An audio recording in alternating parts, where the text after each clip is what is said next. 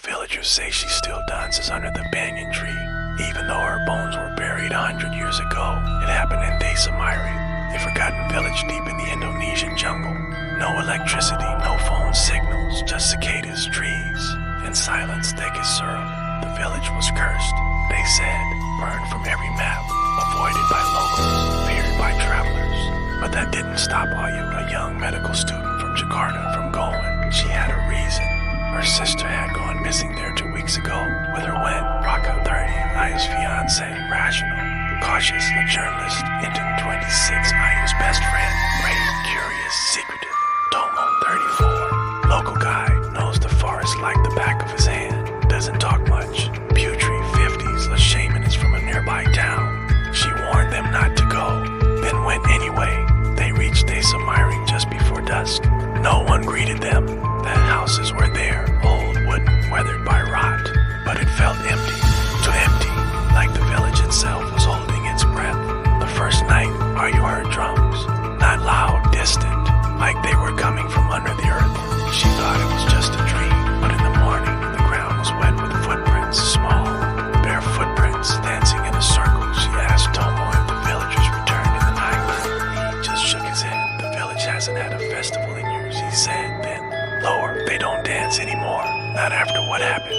What happened? He didn't answer. Inside one of the abandoned homes, they found a shrine. Broken mask, feathers, and a photo, old black and white, of a young girl. On the back, someone had written Larasati, the chosen. Ayu's blood ran cold. It was the same name her sister had whispered before vanishing, Larasati. At night, Ayu dreamed of her sister again. Only this time, she was dancing. Not smiling, not crying, just spinning over and over, her feet red with blood. The next day, Raka found something buried behind the village hall. A bundle of hair, braided, tied with red string and still warm. He buried it again. Didn't tell Ayu, but that night, the drums returned. Louder now. Ayu woke up to see her sister standing in the trees just beyond the firelight. Except she wasn't moving, just swaying, like something was pulling her limbs like strings.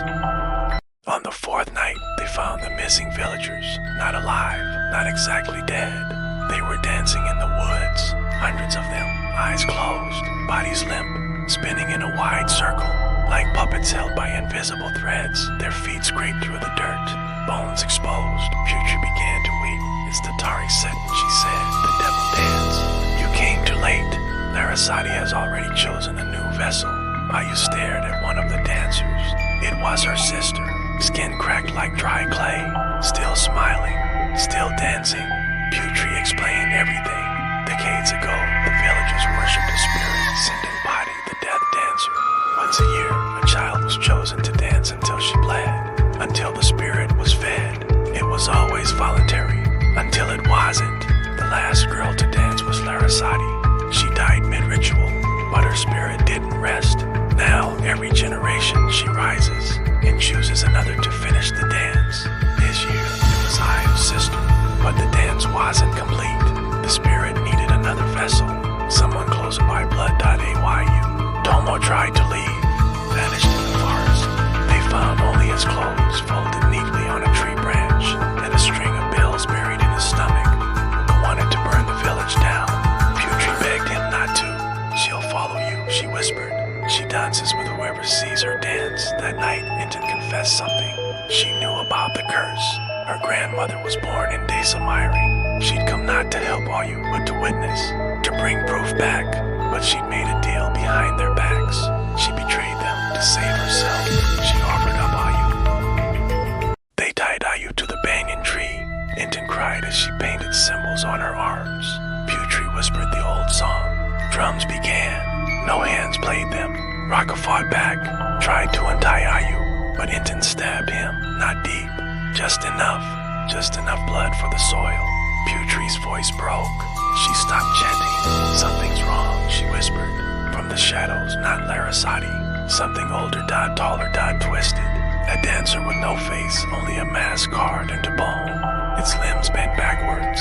Its feet never touched the ground. It danced toward them. The wind howled like a dying animal. The trees bent. The earth split. Putri screamed. Raka caught fire, not from flame, but from within. Inton laughed, then choked, then vanished. Only Ayu was left, still tied, still breathing. The dancer floated to her, touched her forehead, whispered, finished the dance. Ayu was still out there, under the banyan tree. Every year, on the darkest night, you can hear the drums again, dot low, dot slow, then faster. And if you follow the sound, you'll see her, still spinning, eyes gone, dot feet raw. Her sister beside her now, Lara siding, smiling wide. Their hands touch, and they dance together, dot forever. And if you look too long, you'll start to sway. Your heartbeat will match the rhythm, and you'll hear a voice just behind your ear. You're not supposed to be here, but by then, it's too late. The music's already inside you, and once you begin the dance, you can never stop.